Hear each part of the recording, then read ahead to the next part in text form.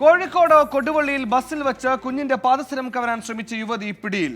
തമിഴ്നാട് സ്വദേശി അഞ്ജുവിനെയാണ് ബസ് യാത്രക്കാർ ചേർന്ന് പിടികൂടി പോലീസിൽ ഏൽപ്പിച്ചത്.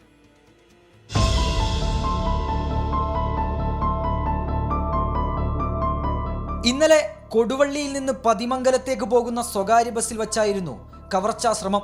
തിരക്കേറിയ ബസ്സിൽ യാത്രക്കിടെ 2.5 വയസ്സുകാരിയുടെ കാലിൽ നിന്ന് യുവതി പാദസരം മോഷ്ടിക്കാൻ ശ്രമിച്ചു. കുഞ്ഞ് വേദനിച്ച് കരഞ്ഞതോടെയാണ് കവർച്ചാശ്രമം മറ്റ് യാത്രക്കാർ അറിഞ്ഞത്. ഇതിനിടെ പാദസരം പൊട്ടി നിലത്ത് വീണു.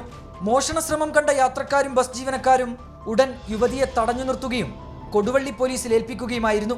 താമരശ്ശേരി കോടതിയിൽ ഹാജരാക്കിയ പ്രതിയെ 14 ദിവസത്തേക്ക് റിമാൻഡ് ചെയ്തു. 24 കോഴിക്കോട്.